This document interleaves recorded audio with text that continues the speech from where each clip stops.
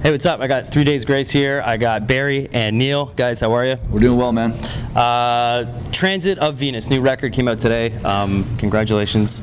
How good does it feel to have the record out? It feels great, man. We really worked, we worked super hard on this, and we did it in Toronto. We spent probably like 3 times as much time on this record as any other record we've made, and we really kind of, we dug deep and kind of went for a new vibe in a lot of ways, and people are receiving it well so far.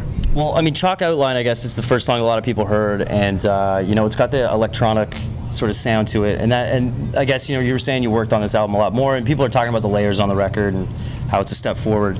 And I just, I guess the initial vibe was a bit of a 9 Inch Nails vibe, maybe. Actually, you kind of, you kind of nailed it on the head, if you will. Basically, that was cheese. No, we actually were listening. We were talking a lot about Trent Reznor and just how I think it started because we were all talking about how. Basically, we were kind of getting tired of just like listening to all these modern rock records where I think bands and producers are making the mistake of thinking like layer upon layer of detuned guitar and singing about breathing and suffocating and nothing else is like, that was like the definition of heavy or whatever, and it started sounding like really stale to us, and and I think a lot of people would agree that a lot of rock music kind of fits in within that small box, and we wanted to think outside the box and kind of redefine. We're still a dark band. We sing about dark stuff, and we like the heavy, brooding feel. But we thought, how else can we find that? Just rather than relying on sort of chugging guitar all the time. Sure. I mean, Trent Reznor is a perfect example of that too. I mean, he's making dark music, but it's not always with a guitar or whatever. Are you guys big Nails fans? Yeah. Oh, yeah. Definitely. Yeah. Big time. I mean, he was way ahead of his time as soon as he got started. You listen to some of the movie scores he's doing right now. It's just, I mean, it's on layers and layers and layers of shit. Just level and creating an atmosphere, and sometimes an eerie sounding piano just takes you to this impending doom. That's it's really cool. So okay, you guys mentioned the dark side of the music, but you guys are also able to write really catchy stuff. So I wonder if it seems like it's a fine line to walk. You guys walk it pretty well. Where you can get really, really catchy but also be heavy at the same time. And I wondered, is that a discussion you guys have, or are there times when you're recording something and you're like, this is too heavy, or this is too poppy, or this is, you know what I mean?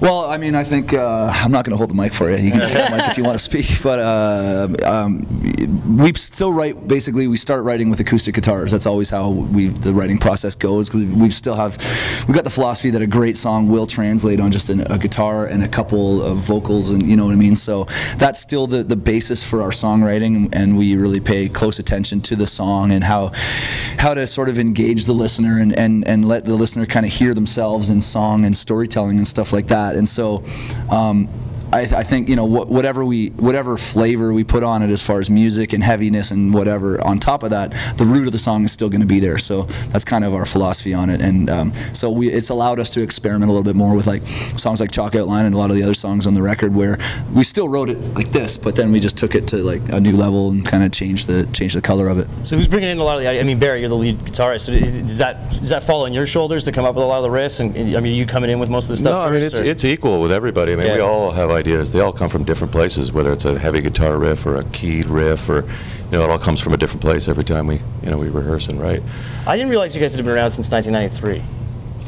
Well, yeah, we were 14. That's crazy, but, man. That's crazy. How do you guys keep it fresh? I mean, you're this deep into the career now. I mean, is it still fun for you guys? Absolutely, man. I mean, we were in grade 9 and we decided, like, I knew if I was going to try to play football, I'd be riding the pine. So there was no way I was going to do that. So it was like I need to get a band going or something, And we all actually played music since we were really, really young, and first couple days of grade 9, I met Adam, and I lived like 2 seconds from the school, so we set up in my bedroom. We had like the rehearsal room going on in there, and we would just play any show we could get. We played it. Our first show was in the high school. It was like an open jam or whatever. And as soon as we got off stage, we're like, this is what we need to do. But it's the same feeling. You get the same feeling when you get up on stage. It never goes away. And we all share that passion that we're about the live show, and we're like live with no bells and whistles. Like so many bands are running like tracks and computers and all this crap, and like it's such a drag to see great bands that love the record, and then you go see them and you're listening to some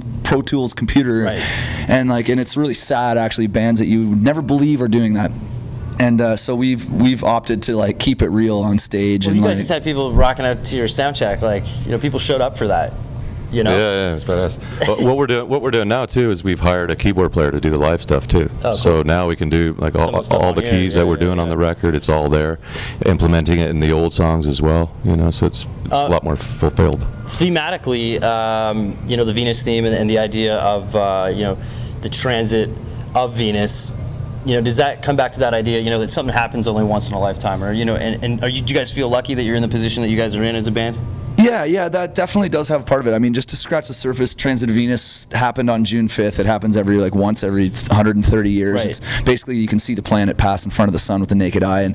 And there was actually this poem that was written in 1882 by this poet / astronomer that was witnessing it the last time it happened. And you know, we're really interested in this particular poem. He basically says, like, you know, here I am standing here on this planet watching this tiny little ball creep across the sun, and you know, if you take a step back, all we are is this tiny little speck flying through space as well.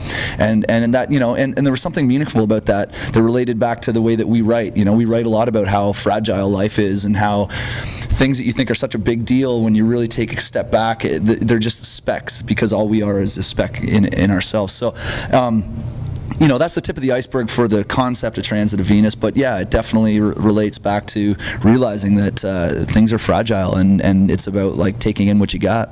I guess this might be a bit more of an Adam question, but is it a relationship record? Because some of the songs, at least, you know, at least I'm listening to them, and you know, like Operate, for example, or even Chalk Outline Again. You know, I mean, it's hard probably to speak for him, but you know, when it comes to the lyrical content, are you guys behind it? Do you know what I mean?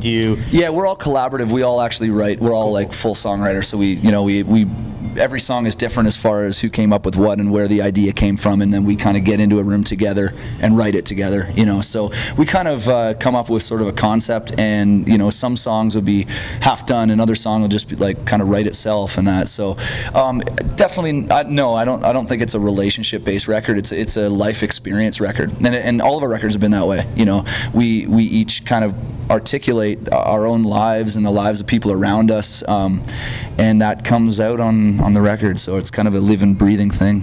Whose idea was it to cover Michael Jackson? I think that was your idea, wasn't it, Neil? Oh, I don't know. I think he was busting a dance in the bus one night. We thought that'd be a good song to do. Totally. I was grabbing my package, and they're like, "Hey, I got an idea." Are you guys Michael Jackson fans? Obviously, yeah. Oh, definitely. Fan of his records, yeah. I mean, the guy had a bit of an interesting life. I don't know about that part of it. Whatever. I mean, whatever. Sure. His impact musically was amazing. That song in particular, given to me, was like way ahead of its time. And like Dirty Diana was off the. I don't know if that was off the same record or not. I believe it was. Isn't that tune? That's a dark, heavy song that was way ahead of its time, and so we just decided to cover it. Plus, you got Slash on Given to Me, which is pretty rocky in itself. Yeah, the original, right? I think he slayed Slash. No. Well, I mean, is it daunting when you're doing a cover of a song like that, and you know, you're just like, well, it's Michael Jackson and Slash. You know what I mean? We're going to cover these guys. You know, like, do you try to up it a little bit, or you know? You just having fun. We just did what we did. You know, we're just having fun. We like the song a lot, so we just thought, what a cool thing to do, right? Okay, so you boys are from Ontario, right? Yeah, Peterborough. I gotta ask, how do you feel about the NHL lockout? How do I feel about a bunch of rich guys not figuring out how to split up the money? Yep. Whatever. I don't know. It's a drag, but it's gonna happen. You get those guys together. I think. You guys hockey fans? Huge hockey fans, yeah. Leafs? Yeah, it's been a tough decade for us. But no, I mean, yeah, you know, we'll see what happens. Bettman kind of rubs me the wrong way. I don't know, something about him. Whatever, I'll stay neutral. I got buddies that you know, are they're in the league and they're shining up their golf clubs, so it doesn't look like there's going to be any season anytime soon. Last question: what are you guys listening to these days? What's on the old iPod? What am I listening to these days? Still probably Deftones and nice. They got a new record coming out. Yeah. I'm looking forward to it. I mean, I've been listening. I mean, lots of stuff. I actually like some of the stuff that Skrillex has been doing, and Deadmau5. I kind of like that heavier electronic side of things. And well, Deadmau5's Canadian, right there. Yeah, he's killing it. Definitely killing it. Yeah. Yeah, there's a new Deftones record out. We're both huge fans of that, and you know, we're pretty eclectic. If you go around the band, we listen to from like Lana Del Rey, I guess. Oh yeah, okay. I mean, it's that record is pretty cool. It's well-written record, well-produced. Any other guilty pleasures people might find surprising? What are you calling Lana Del Rey a guilty pleasure? Come on, pleasure at all, man. Aqua, all right, Aqua, yo. Okay, that's a guilty pleasure. I've been rocking that. Now you're talking guilty pleasure. Wow, whatever. That's awesome. Guys, thanks so much. Thank you. It's nice talking to you boys. Cheers. Cheers. Thanks, man. Cheers. Cool.